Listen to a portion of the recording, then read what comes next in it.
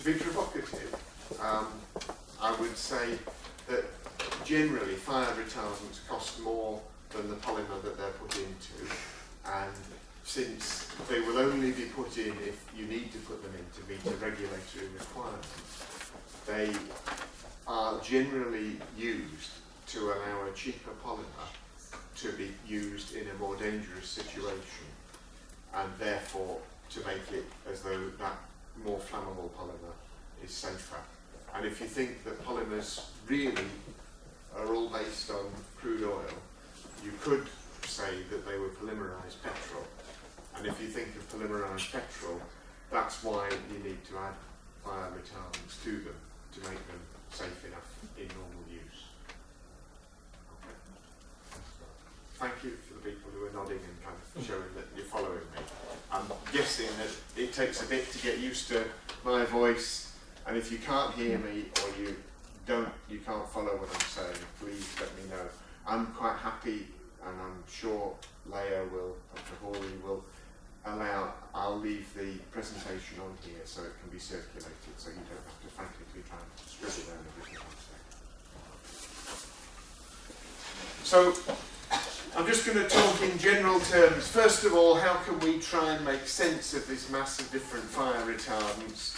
Can we classify them in different ways? And in the same way as trying to classify polymers, you can classify them as natural or synthetic, or you can classify them as thermoplastics or elastomers and so forth. We've got different ways of classifying them, none of which are perfect.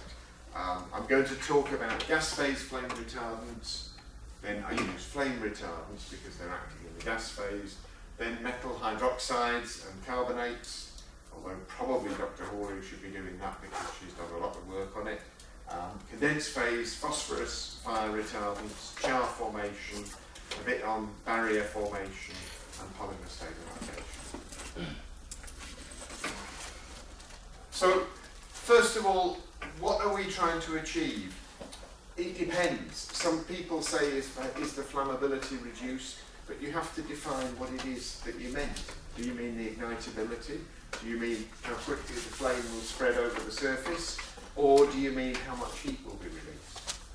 And in general, fire retardants are most effective at the early stages of a fire. So you get a benefit particularly in preventing ignition, and then maybe in stopping that ignition from turning into a fire.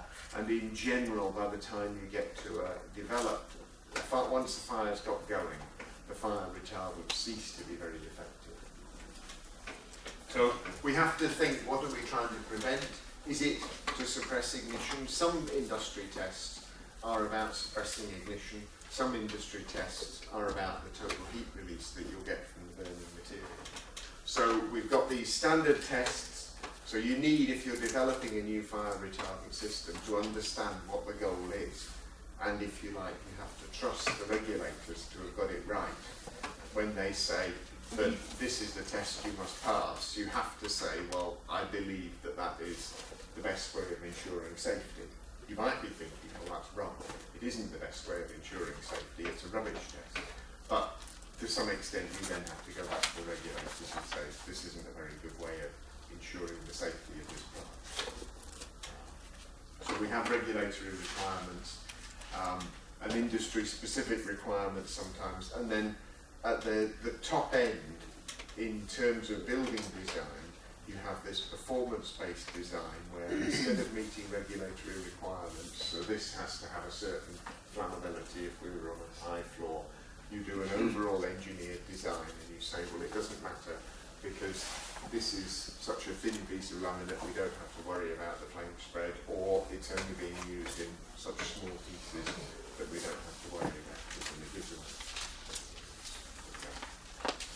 So, just the obligatory fire triangle, that if we're trying to stop a flame, then we have to block one of these processes, either the feedback of heat from the flame to the solid, or the pyrolysis of the solid to release more fuel, or the access of oxygen getting back to the flame. So, just a little bit of history. It's good to know that the Egyptians we're using, more than 2,000 years ago, we're using solutions of hydrated potassium aluminium sulfate, alum, which is acidic to protect timber from fire. So I say acidic because it was really the sulfur dioxide that was catalysing the dehydrogenation and hence the char formation in those flame retardant formulations. Guy Lussac, French chemist, protected theatre fabrics using a more sophisticated combination with the ammonium polyphosphate, which would be the thing that catalysed the dehydrogenation and therefore led to char formation of cotton type of fabrics, and then ammonium chloride and borax, and the borax then gave it the char that you formed, the glassy coating, to protect it further. And then the main driver for fire retardant development didn't really come until the 1960s, when you started to have a lot more plastic materials based on crude oil, which burned much better than the cotton and the wood that we've been used to before. So, going back to the history, if you like, in the 1960s we had cheap polymer products suddenly appearing. Nobody had any idea how flammable they were, and therefore they were having a lot of unwanted fires. The growth in fires from 1955 to 1970 went up in the UK from 500 deaths to 1,500 deaths. And then gradually people realised that these synthetic polymers also had with them a lot more smoke. Firefighters were saying they couldn't find their way into the building, and as a result of that, and also a lot more toxic gases. So there were problems there that they had to address. And then in the 1980s, so there was pressure to reduce the smoke and reduce the toxicity, but in the 1980s the cone calorimeter came along, which was much closer to a scientific test for assessing flammability than the oxygen index. The oxygen index gives reliable results, but they're not very easy to relate to most aspects of flammability. The cone calorimeter gives much better information about how the material burns once it's been liberated. So then there was pressure to reduce the peak of heat release, believed to be the single most important parameter in flammability. Probably too much pressure, and actually if they'd also concentrated on the surface spread of flame, we would have made more progress, but that's another story. More recently, halogen-based fire retardants have been found across the ecosystem, and I would be confident that everyone in this room was working on developing halogen-free fire retardant formulations because of the problems associated with the halogenated flame retardants. And then climate change and other factors becoming much more mainstream. I would have said that the future is to look at sustainable fire retardants, to look at polymers where when you fire retarded it, most materials don't get into a fire, and so at the end of life either it can go back and be remade into something still containing those fire retardants, or at least the polymer can be recycled without the flame retardant interfering with that end of life process. So a good example is the backs of televisions, because people tend to have a television for 5 years, and then you could take the back off at the end of life, form it into the new shape, whatever was the latest fashion, and then you could put it back onto another television and you could keep on using them almost indefinitely. So these larger objects where you've got enough mass, and the companies that are getting the materials returned to them at the end of life, at the moment haven't really worked out what to do with them, but it would be fairly simple to classify them into the larger products that they contain. Okay, so we can talk about mode of action of fire retardants, trying to classify them, either acting chemically or acting physically in the solid, liquid or gas phase, but most fire retardants, I would say, had more than one mode of action, and therefore that particular classification sounds useful, but unless you're going to say, well, this one acts in these 3 places, this one acts in these 3 ways, it's not a particularly helpful distinction.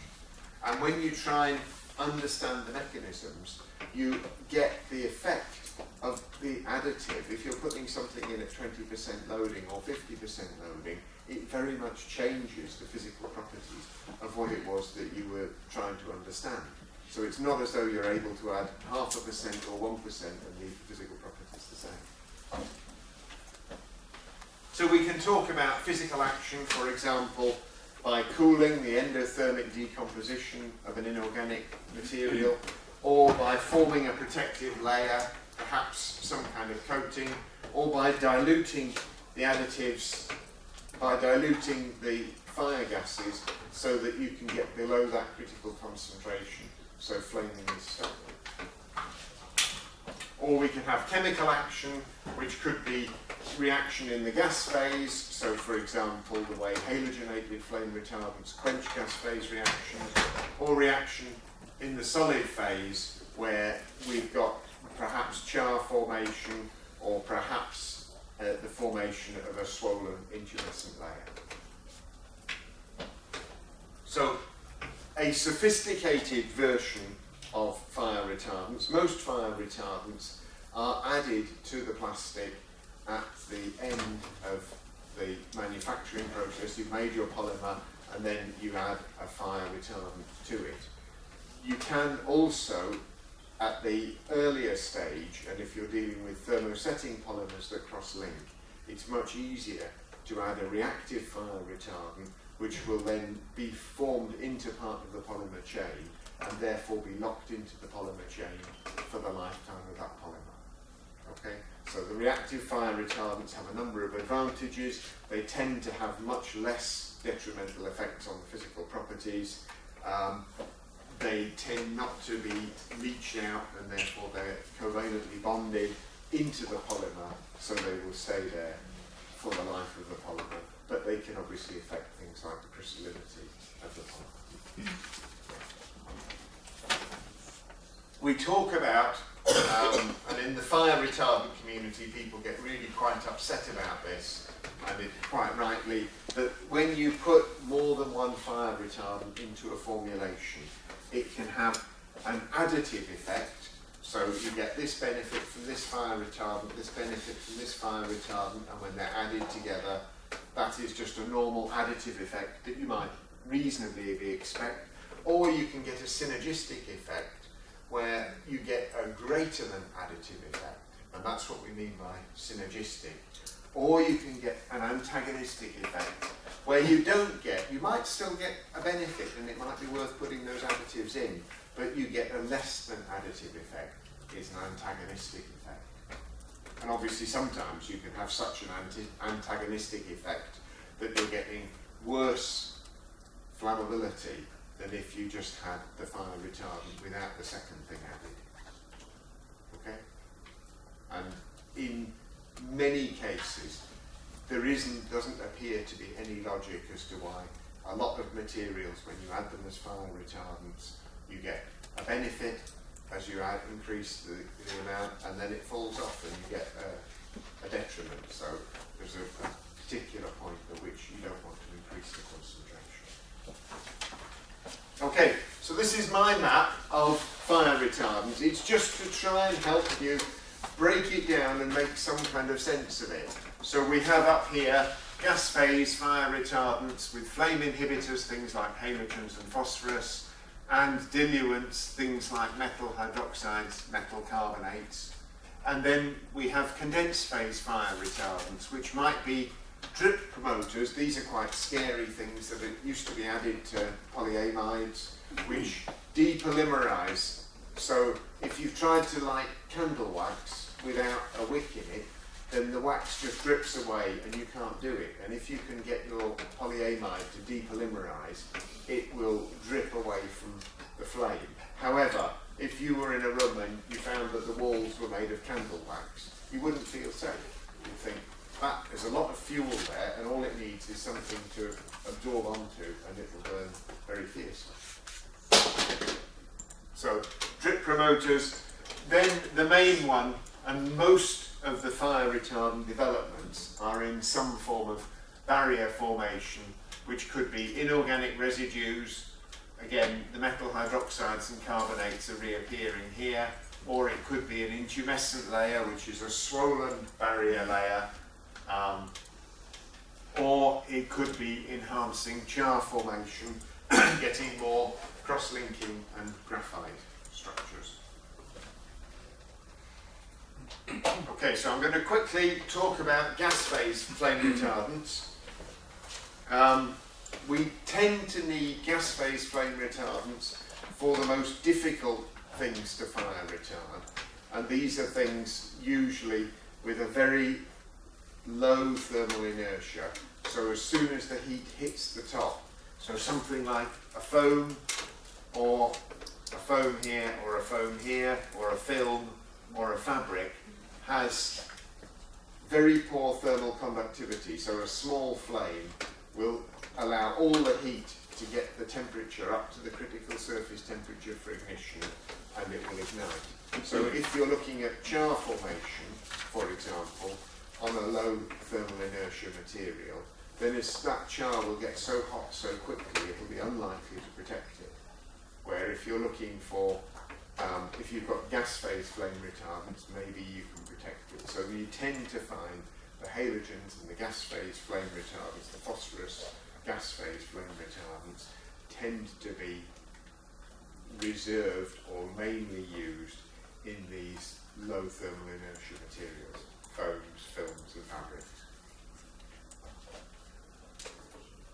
Okay, so what's going on in a flame? First of all, I'm guessing you're nearly all chemists, and in degrees in chemistry, you get told about free radicals, but you probably never get told about the reactions that are going on in a flame. Which is funny, because it's almost like the first thing you're taught is how a Bunsen burner works, and then nobody mentions free radical reactions again in flames. So I'm just wanting to say that what we have in a flame that makes it completely different from a non-flaming reaction is a much higher concentration of free radicals. So these active fragments of molecules, the hydrogen radical, the hydroxyl radical, and the oxygen radical, are moving about in sufficient concentration that every time they collide with another stable molecule, they break it down, and then you get reactions that are millions of times faster than normal chemical reactions. In this process, in a normal flame, carbon monoxide is formed early on in the flame, and it reacts with a hydroxyl radical to form carbon dioxide, and that hydrogen radical then reacts with water to replenish the hydroxyl radical. So provided we keep that cycle going, then these flaming reactions, this one, followed by that one, goes from one free radical to three, and that one then takes that oxygen radical into two separate radicals. So we've got an increasing number of radicals, hence the flame can grow. Okay? On the other hand, if we can do anything to remove one of those radicals, then the concentration of free radicals decreases, and then we go back to having a non-flaming reaction.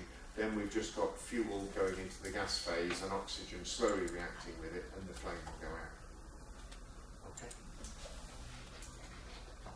So the main heat release step is this carbon monoxide reacting with the hydroxyl radical to form CO2. So if we look at halogen bond energies, we can see that a carbon-fluorine bond is so strong, really it doesn't start to degrade until over 500 degrees. An aromatic carbon-chlorine bond is pretty strong as well, and it's not decomposing until you get to about 500 degrees. When we get down to, and I have to thank Gianni for publishing this data, when we get to an aliphatic carbon-chlorine or an aliphatic carbon-bromine bond, the bond energies are getting lower, and the temperature at which those carbon-halogen bonds are breaking down starts to be close to the temperature at which carbon-hydrogen bonds and carbon-carbon bonds in a polymer start to break down. So you can get the release of hydrogen chloride or hydrogen bromide to coincide with the release of fuel from the polymer.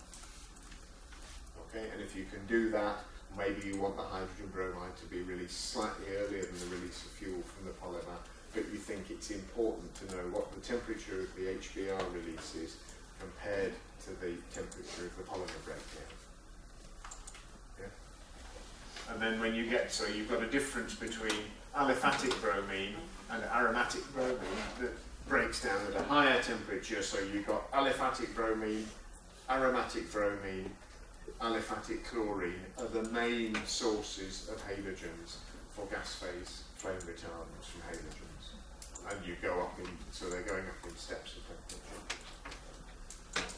So if you compare that to a carbon-carbon bond and a carbon-hydrogen bond, you can see that the decomposition temperature is similar.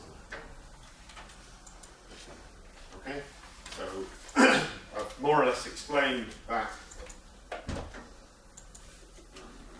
So the halogen flame retardant action is to produce, if you have an aromatic halogen particularly, then you're left with this aromatic free radical and the halogen X, the chlorine or the bromine, but particularly the bromine.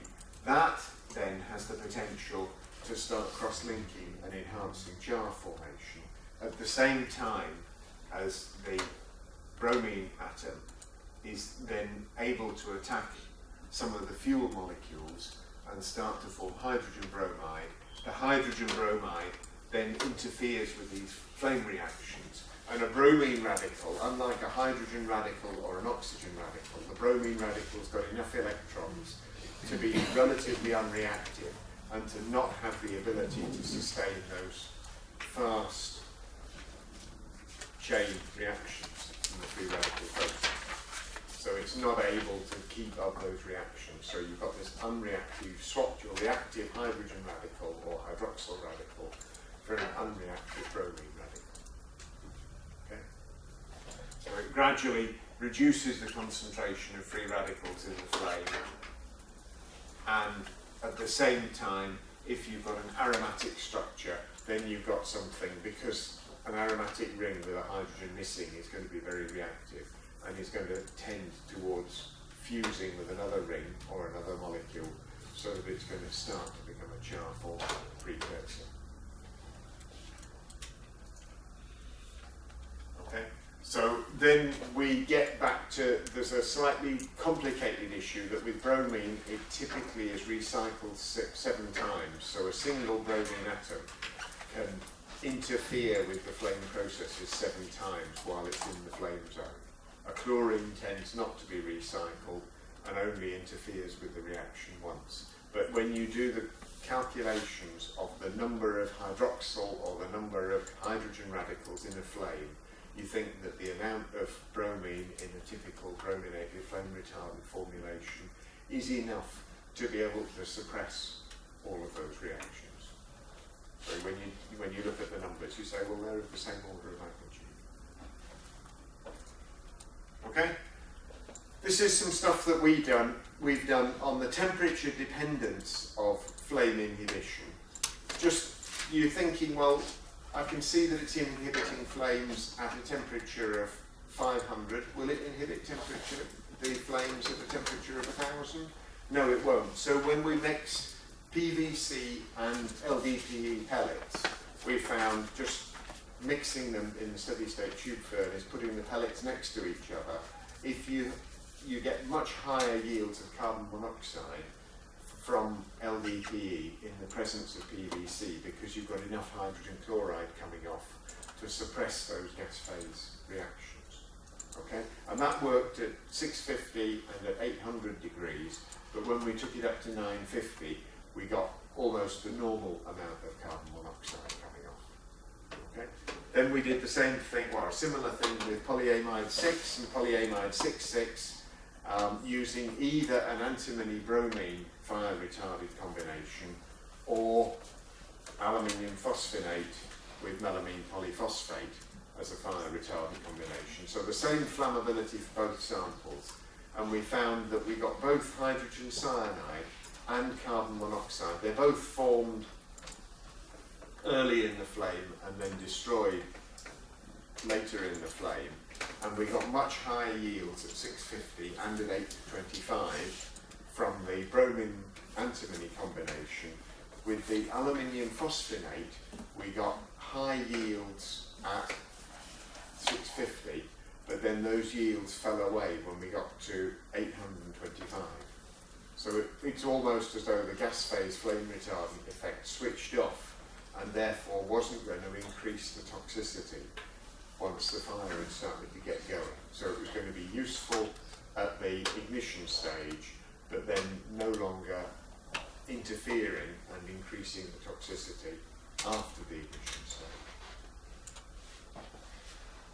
I should have put some references on there, but I forgot. Okay. There are a number of problems with halogenated fire retardants, and as a fire retardant community, we are amazingly ignorant of the fact everyone says, oh, I'm doing halogen-free formulations, but they don't actually know the reasons why. So, having read about it, there are 3 papers there that I've cited, so that if you want more information, you kind of know where you can get that information, because as scientists, we need to understand, we need to look at that evidence, and we need to say whether we believe it or not. If we don't believe it, then we should be writing peer-reviewed papers to explain why not. And if we do believe it, then we say, well, we know now why we're only going for halogen-free formulations. But the process of peer review, rather than the process of newspapers and emotional arguments, is the only way that we can make sense of it.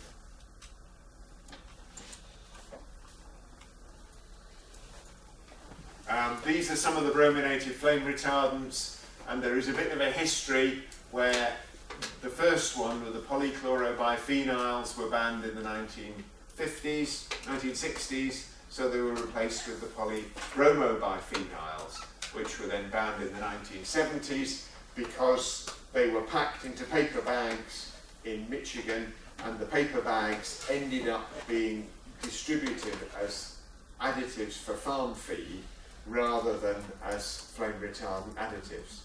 Okay?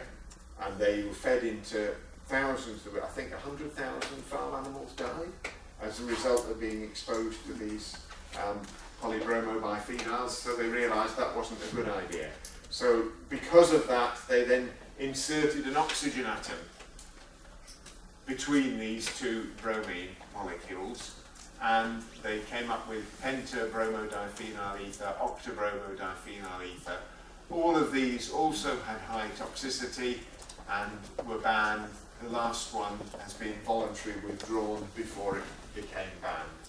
So having realised that, they also have the potential to form dioxins because you've got that oxygen bridge there, so either one carbon or just a fused link here will form dioxins. So now we have decabromodiphenyl ethane with an extra carbon atom in there as the latest replacement.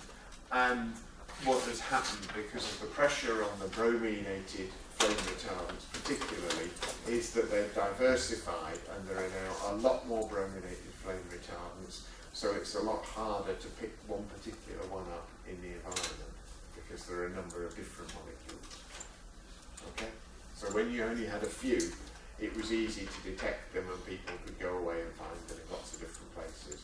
Now there are so many, it's very difficult to keep track of them.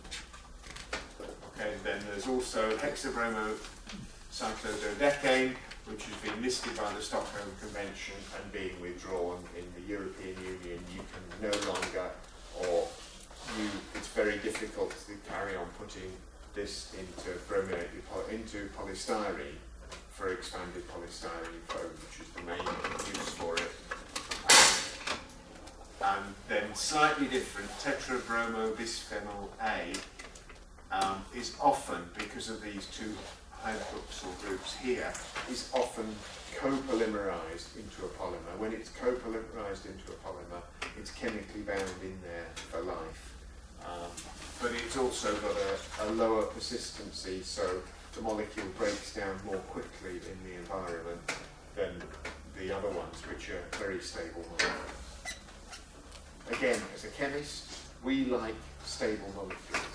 Something that you put in a jar and you come back to 10 years later and it's as pure as it was when it was put into the jar, we think is good. In the environment, that's precisely the opposite. things that are reactive. You know those chemicals where you open the top and you see fumes coming out and you think, oh, I don't like that. And then once it gets into the environment, it reacts and it's no longer reactive. So it tends not to cause a problem.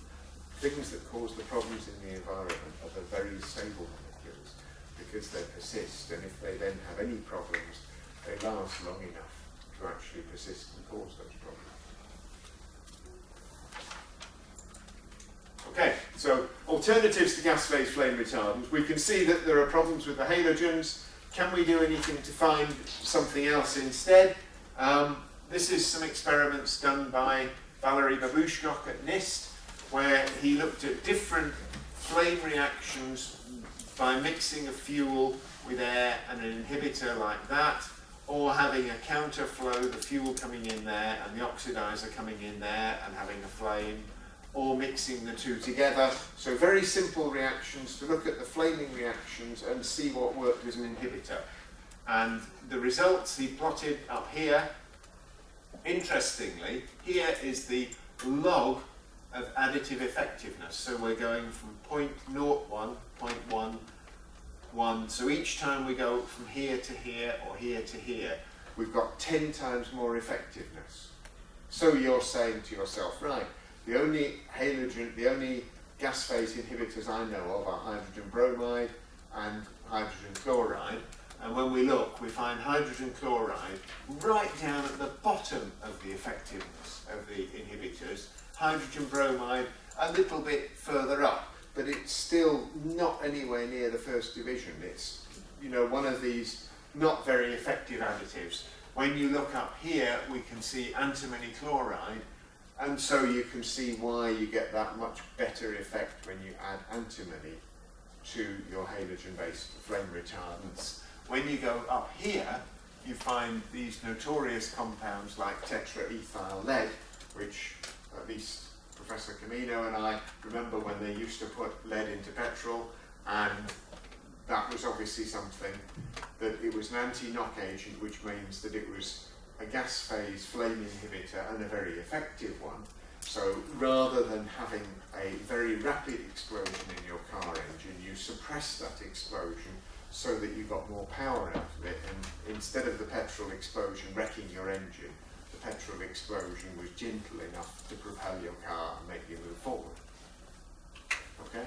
So up here are the most potent, and iron carbonyl even more so.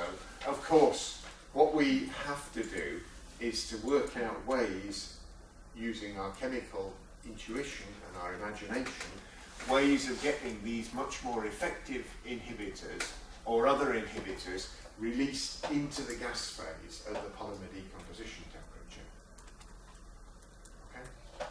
So if you're trying to find new fire retardants for foams, films and fabrics, then that would be the place where, and those kind of experiments, you think that isn't a periodic table worth of gas phase inhibitors, that's just a few molecules that people have tried, and a lot of this comes from fire suppression work, fire extinguishers and things like this.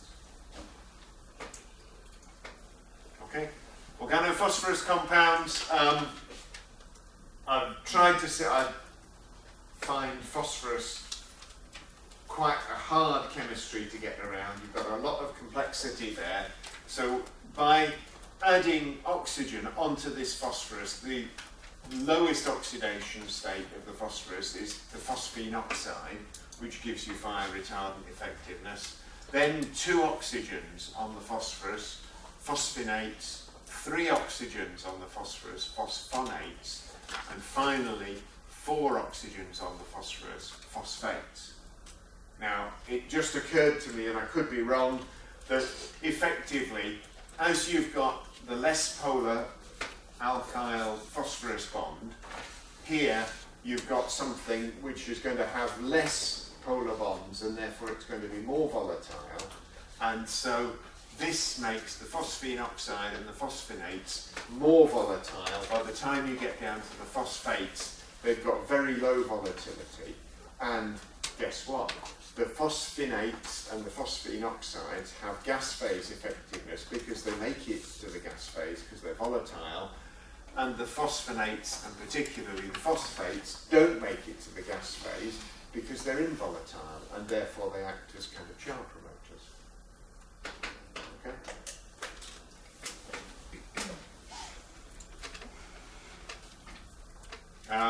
Just this new-ish aluminium phosphonate was found to be very effective when it was mixed with melamine polyphosphate.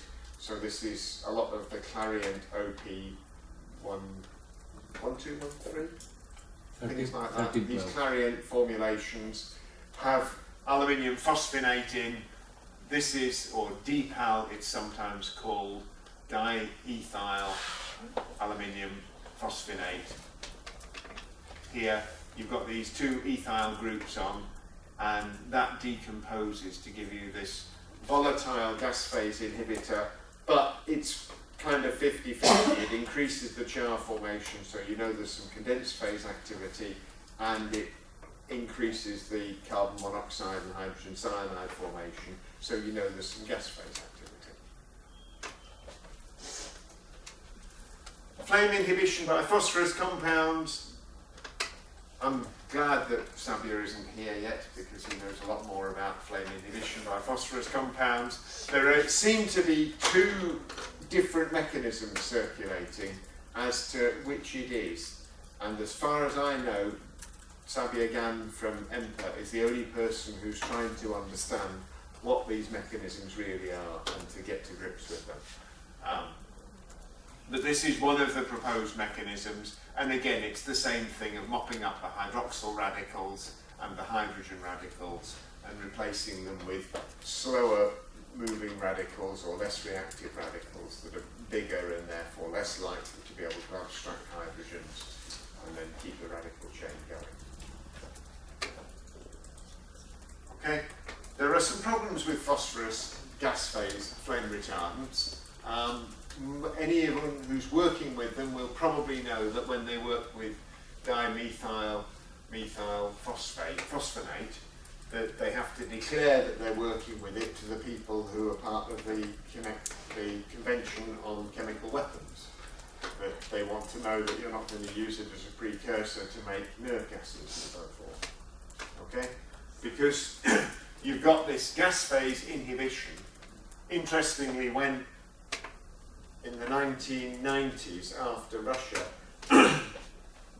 decided that it wanted to get rid of its stockpiles of nerve gases, they ended up having to get the help of the Americans because the nerve gases were such powerful gas phase flame inhibitors that they tried to burn them and they couldn't because they kept putting the flame out. So they had to do some more science to understand the gas phase flame inhibition process in order to get rid of them. Okay? So we've got this very powerful suppression, the reducing the OH concentration by 23% at a concentration of 500 parts per million, or a mole fraction of 0.006. I think that's pretty good, but chemical warfare agents, and therefore there are problems associated with them. Another problem, well, from phosphorus flame retardants, so we're not really sure that this is going to be the long-term solution. You increase the yield of carbon monoxide, hydrogen cyanide, possibly P2O5, which volatilizes around 600, but then you've also got this potential neurotoxicity, either from tricresyl phosphate, which has some long-term neurotoxicity, or from trimethylol propane phosphate, which got a bit of notoriety. Here, if you look at the toxicity, the lethal dose in milligrams per kilogram, so you think of if you weigh 80 kilograms, then you would have to multiply the amount of milligrams needed to kill you. And you look at how this changes from the methyl group, the ethyl group, and then the propyl group here, trimethylol propane phosphate, and the toxicity goes down from 32 down to 0.18 milligrams per kilogram of animal needed to cause death. When you've got a hydroxyl group on there, no problems at all, or very much less problems. So where did this come from? when they had trimethylol propane, which was just a polyol used to make the polyurethane foam, it was reacting with the phosphate flame retardant and forming this TMPP. So inadvertently, the chemists who've been adding the fire retardant and the chemists who've been making the polyurethane foam have been working together to make this thing that turned out to have much higher neurotoxicity than anyone was expecting. And in effect, you had a nerve gas being produced when polyurethane foam was burning. Okay, so a long time ago, trimethylol propane was stopped use all over, and you don't get it anymore. But there is a danger. You guys doing your fire retardant chemistry, developing new fire retardants, might stumble on something that had the potential to be just as toxic. Yeah? And given that in the European Union we don't allow animal testing to go on, you wouldn't have a way or a tool to predict that neurotoxicity. If you found a new molecule in your GCMS, you'd go, don't know what that is, but you wouldn't know that it was going to be a potential toxicant. You might then look it up, but actually, when you try and find out, you ask the military who do the research on these things, and they say, well, you can tell us what you found, but they won't tell you anything about what has neurotoxic effects, because they don't want it spread around. So you find that the information flow doesn't go both ways. Okay, let's get back to, so gas phase flame retardants. We could definitely do with new gas phase flame retardants. Aromatic halogens cross-link and have char-forming potential. A lot of effective gas phase flame retardants are obviously going to be unsuitable because chemically they're not released at the right time, or they're too toxic, or various other things. When you inhibit a flame reaction, you're going to increase the amount of soot, the amount of smoke, and the amount of toxic products. That's the cost of working in the gas phase. If you can work in the condensed phase and increase the char and reduce the volatility, you will nearly always reduce the toxicity as well. But if you're doing it in the gas phase, then you're bound to have problems. But you think, well, it's going to be if the gas phase flame retardant means it's only a small fire, then that isn't the problem of having the large fire that you were otherwise going to have in terms of the toxicity. If you increase the soot yields, people say that, for example, with polystyrene that's very sooty and polyvinyl chloride, which also produces a lot of smoke, and you've got the chlorine acting as a gas phase inhibitor and the aromatic rings, when you've got those aromatic rings and more soot, you increase the radiant component of heat transfer, and when you do that, that means that on scale up, you've got a much worse rate of fire development than if you have something that's burning normally. So if you do a small scale test, the gas phase flame retardants look good. In a large scale test, once they get burning, it's terrible because you've got much more of a yellow flame, a lot more radiation coming from that flame, so a lot more lateral and downward flame spread. Okay? You've got this issue about suppressing carbon monoxide and hydrogen cyanide, and then at higher temperatures those effects tend to disappear. I would say keep looking for other gas phase flame retardants because I'm sure they're there. And people have tended not to. Okay, I'm moving on now to mineral fillers. There should be a nice slide to tell me now that I'm moving on to mineral fillers. Dr. Horry's area of expertise, or certainly it was. Typically we're looking at a material like aluminium hydroxide that loses water. It does so endothermically and produces water into the gas phase, which is going to dilute the flame. If you remember that map that I showed you, or the diagram with the graph here, water as a gas phase flame suppressor was right down in the bottom corner.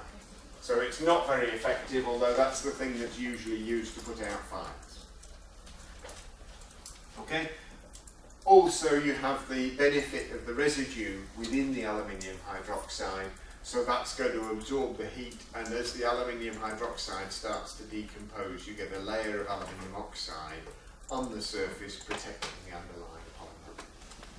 So in, for example, a cable sheathing material, you start to build up a protective inorganic layer, and that's protecting the cables in the middle. So these mineral fillers, we can look at them in terms of the decomposition energy and the decomposition temperature, and clearly we want to match the decomposition temperature of the mineral fillers to the decomposition temperature of the polymer we're trying to put it into. This is a range: aluminium hydroxide, magnesium hydroxide, and then hydromagnesite and huntite, which are being proposed as an alternative to the aluminium hydroxide. So you can see the size of these endotherms is large compared to the amount of energy needed to heat a polymer. So the four modes of action here: into heat goes to the polymer, you've got your metal hydroxide or carbonate, it absorbs, the heat is absorbed, and that results in a breakdown of the hydroxide, releasing water, and at the same time as the fuel is released, the heat is absorbed, so there's an endothermic reaction going on, and water is released. Then finally you're left with this metal oxide, which is going to act as a radiant heat shield. So if the heat is being applied from above, then the inorganic material will start to get hot, and that will then re-radiate out a lot of the energy, rather than it being absorbed by the polymer and pyrolyzing more of the polymer. Okay. So can we try and quantify? We've got these four effects. Can we try and quantify them? Well, we've done something which is, I would have said, very simple physics, to say, diluting the polymer in the condensed phase, we can just look at the heat capacity before the material decomposes. We can measure easily the endothermic decomposition of the filler, and then work out a heat of that. We can look at the presence of the inert residue in the simplest terms, not even as a gas phase suppressant, but just the heat capacity of having water going into the flame is going to absorb a lot of energy. And then the presence of diluent gases here is going to, so we've got the heat capacity, of the solid residue, and then the heat capacity of the water going into the gas phase. And with these simple calculations, for example, for aluminium hydroxide, we can say that the heat capacity of the filler before it decomposes is 9% of the flame retardant contribution. The decomposition endotherm, the absorption of energy before the water is released, is almost over half, 54%. The heat capacity of the residue afterwards, based on assumptions about what temperature the residue would get to, about 13%. And the heat capacity of the water cooling the flame, 24%. Now, I know those are ridiculously precise, and I would say that the reason for having a simple model like that is that then you can isolate other effects that are more interesting, because you know what the main thing that's going on is. If you have your polymer 70% mineral filler, you need to understand what's happening to that before you go on to say what happens when I add a bit of zinc borate, or whatever else you've added. So, same data for these other materials, and then this is this simplistic calculation of the fire retardant effects of the filler before it decomposes, the endotherm, the heat capacity of the residue, and the absorption in the gas phase of the energy. And you can see that magnesium hydroxide actually absorbs more energy per gram, and so it's going to be better, but it also decomposes at a higher temperature. Unfortunately, this nesquihonite, you might tell by the fact that the heat capacity of the filler is a tiny contribution, decomposes about 100 degrees. So for most polymers, it's useless because it's decomposing at far too low a temperature.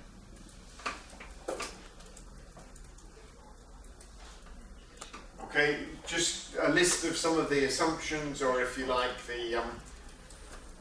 the caveats. This model is meant to be simplistic to help you understand what's going on, rather than to say, oh, here's a predictive tool that I can just pick up and use as it is. Okay.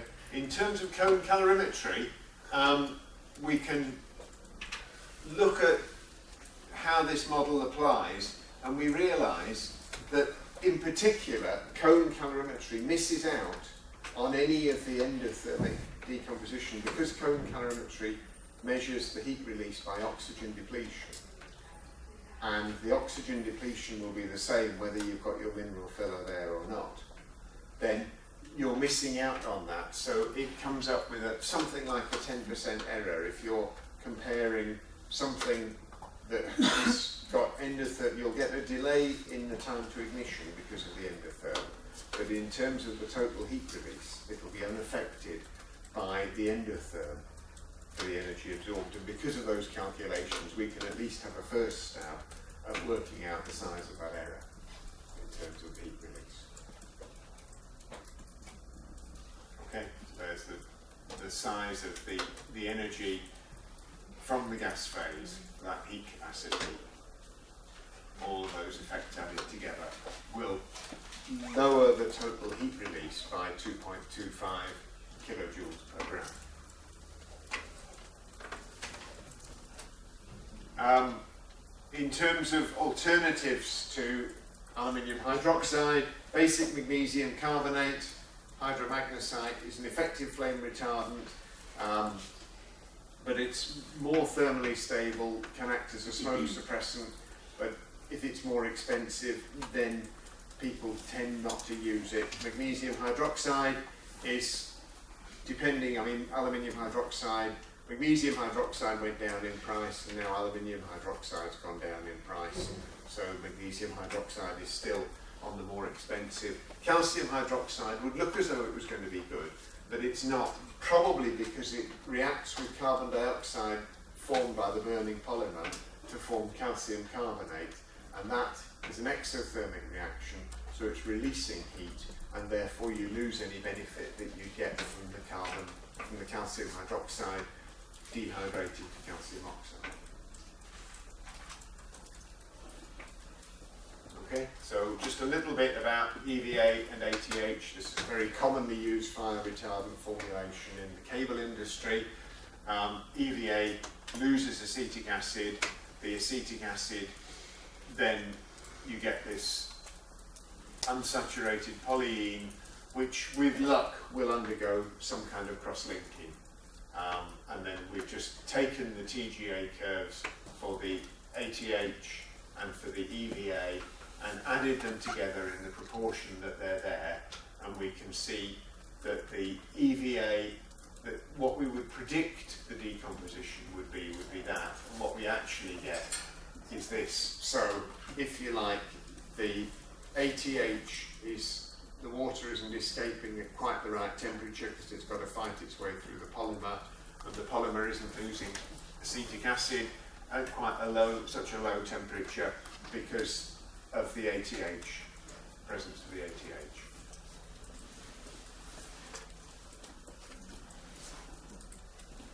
Okay. And if we look at the cone calorimetry of EVA 35% and 65% filler with either hydromagnesite or with a mixture of huntite and hydromagnesite or calcium carbonate, the calcium carbonate on its own, so that's just used as a filler at the same concentration with no beneficial effect, gives you a very big peak, and then all of these give a suppressed peak, but we get this initial peak at the beginning with a lot of these flame retardant, these fire retardant formulations. Okay, so what we're getting, we're not suppressing the release of the acetic acid, but we are managing to suppress the main breakdown of the polymer. Okay, so now we're moving on. I'm sorry, I'm running out of time. Cross-linking and char formation, the main thing that we're looking at in terms of fire retardancy, and I'm sure that other people will be talking about this, so in a sense I've done my overview because I've talked about the boring kinds of fire retardants.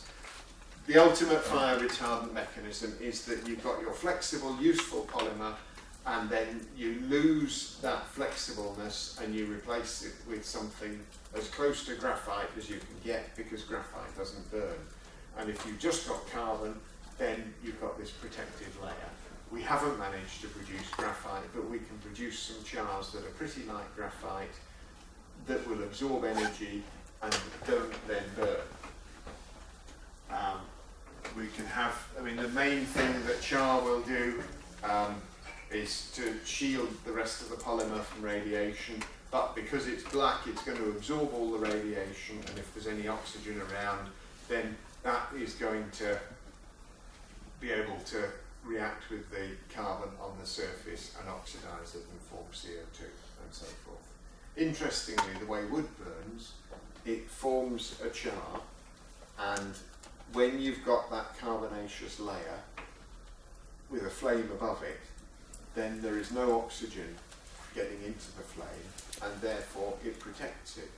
When the flame has gone out, then oxygen can get back to that char layer, and then it can carry on attacking it, so the wood will smoulder. But it's almost as though wood was designed, if you'll pardon the way I'm describing this, to be naturally fire protective, because it forms a char on the surface, and that char will protect it as long as there's a flame there, and it's only when the flame goes away that the oxygen can come along and carry on oxidising that char. Okay? So you look at things like redwood trees, they're able to withstand being burnt, and they're able to withstand fires, and then carry on growing afterwards. Although they do seem to support smouldering for quite a while. Okay, so just as an illustration, steps in char formation include cross-linking, aromatization, then those aromatics start to fuse and you get this turbostratic char formation. So something like, and then if you were very lucky, you would get graphitization and a proper graphite structure. Once you get to the graphite structure, you've got all the protection you want. So in terms of charring, we have random chain scission thermoplastics, which don't tend to char at all: polyethylene, polypropylene, polystyrene, PMMA. And then we've got chain stripping polymers like polyvinyl chloride, polyvinyl alcohol, polyacrylonitrile, which chain strip, and you're then left with this unsaturated polyene, which is a char precursor. And then you've got the superpolymers that already contain aromatic rings, things like aromatic polyamides, Kevlar, Nomex, aromatic polyesters, polycarbonates, polyetherimides, and polyether ketone, which produce large quantities of char on their own, and therefore they're able to withstand burning. So polymers that naturally produce a char, sometimes you've got things like an allylic bond at the end, that can lose hydrogen, and then you're left with two double bonds. So you're starting, once you get that unsaturated part into the molecule, you're starting the process of char formation, and then you've got the potential to get more reaction. If we take chain stripping, for example, polyacrylonitrile has these CN groups on it. They will, sometimes you get HCN released and you're left with an unsaturated polyene. Sometimes the CN groups will cyclize, and that is essentially like a small bit of carbon fibre, which is often made by taking polyacrylonitrile polymer and then decomposing it slowly. Some of the product is hydrogen cyanide, but some of it is cross-linked. So carbon fibre actually contains nitrogen, because you've got nitrogen on the surfaces. And PVC, again, a natural char former. You lose hydrogen chloride, that leaves you with double bonds here. Those double bonds can Dales-Alder cyclize, and so you start to get ring formation, and then that leads to char formation. So Friedel-Crafts chemistry has the potential to get char formation going in a polymer. Also oxidation reduction reactions and other additives, metal-containing additives and phosphorus-containing additives that will promote char formation. And then you can stabilize the char. As I said, when you've got wood under a flame, the carbon doesn't tend to oxidise. But if you can get something like a borate to flow over that char, then that can protect it from the access of oxygen and therefore increase the stability. So with cellulosic materials, they tend to char, but if you've got something that can flow and protect that char.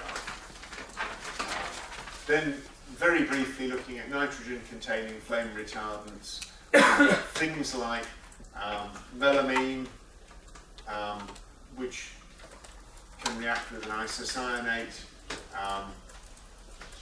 to form flexible foams, melamine cyanurate in nylons, and so forth. Melamine decomposes or starts to agglomerate into this melamine, melam, melem, and then melon, these larger melamine structures as it's heated at different temperatures, releasing a bit of ammonia at each stage.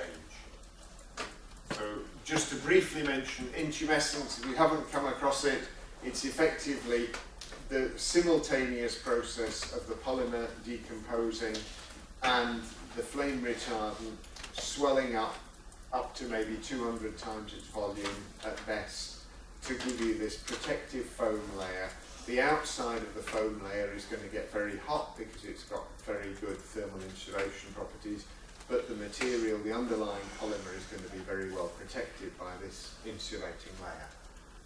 And the recipes for intumescence often contain things like an acid source, a carbonisation compound, and a blowing agent. So you've got to have something releasing the gas to cause the blowing. You've got to have something that's going to lead to carbonisation and cross-linking. So things like pentaerythritol. If you pull all the hydroxyl groups off there as water, then you've got this nucleating unsaturated centre that's going to form bonds with other things and move you towards this graphite structure. And then you need an acid source to promote the removal of the hydroxyl groups or whatever else to try and change the strip molecule. So again, this is a list of different potential acid sources, carbonisation agents and blowing agents that have been described. And for example, ammonium polyphosphate, often used as an intumescent formation, already contains the blowing agent in the form of the ammonia and already contains the acid source in the form of the polyphosphoric acid, which will break down to give you phosphoric acid, and therefore it's going to do two of the three things, so then you only need some kind of carbonific agent. Okay. So in terms of the sequence of events of intumescence, we have the polymer starting to break down, we have the release of the melting of the polymer, and then we've got the release of the blowing agent to swell up the molten polymer. It's no good if the blowing agent is released before the polymer is molten, and then if it can swell up, if the polymer is as runny as possible in the swelling up phase, and then you want the polymer to start solidifying again. So it's gone from a solid to a liquid, and then ideally back to something like a solid again, so that you get the best benefit from that protective layer. So then nanocomposites, I'm sure other people will talk about nanocomposites, but they can be effective as barrier layer formation, but also change the thermal response. Carbon nanotubes increase the thermal conductivity a lot. And then we can have the chemical effects. Why not add your flame retardant in nanoscopic form so that the flame retardant effect can be right there where you need it as well. Dispersion makes a big difference with most nanofillers. The morphology, whether it's needles or whether it's plates and so forth. The surface chemistry, how well it's dispersed. And then whether it's decomposing or whether the surface treatment decomposes, so there is the chance that the nanofiller will cease to be compatible with the polymer and will migrate to the surface. and then the melt viscosity at ignition is going to have an effect. When you add a nanofiller, you tend to have a very large effect on the viscosity for a very small amount of addition. So you're going from something with a fluid-like behaviour to something with a gel-like behaviour.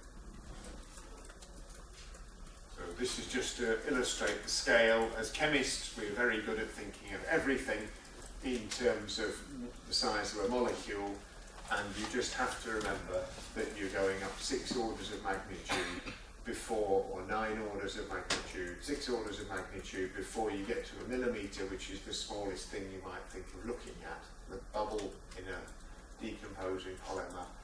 And that 6 orders of magnitude is an area that we've got very little knowledge of studying. We don't have the tools for looking at it. Sometimes it's submicroscopic, sometimes it's in these different ranges, and these things are all happening at different scales within a polymer.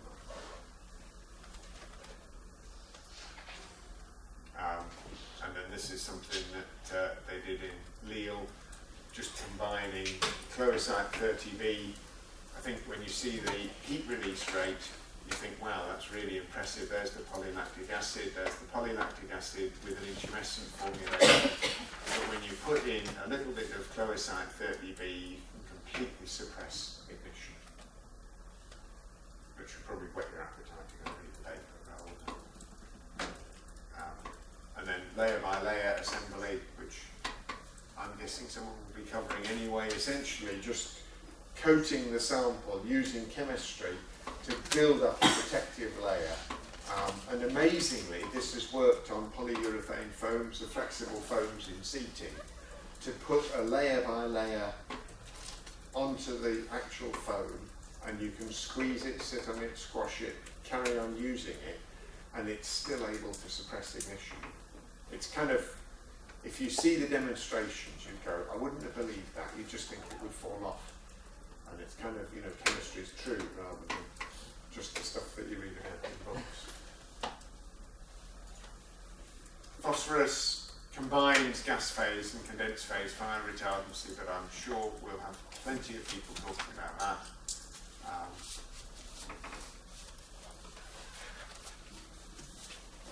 Silicon, again, not particularly significant in flame retardants, but there are a few things like POS that have been used. Boron, good performing glassy layers, and the range of boron compounds available, and it's synergistic with aluminium hydroxide and magnesium hydroxide flowing over these oxide layers. So, in conclusion, fire is difficult to understand. Different fire retardants work for different polymers. There are plenty of alternatives to halogenated fire retardants exist, but we haven't developed them yet, and it's really the hard work is getting the formulation to meet the product demand.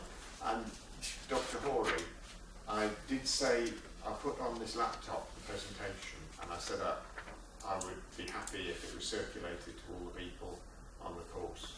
Okay. I think you were out of the room at the time, so I just thought I think if all the lecturers agree, we can send the presentations to Abdelgo then, who takes care of the website, and he will probably download it in the website of the Cost Action. Okay. All right. So Thank you very that's much. me done, so.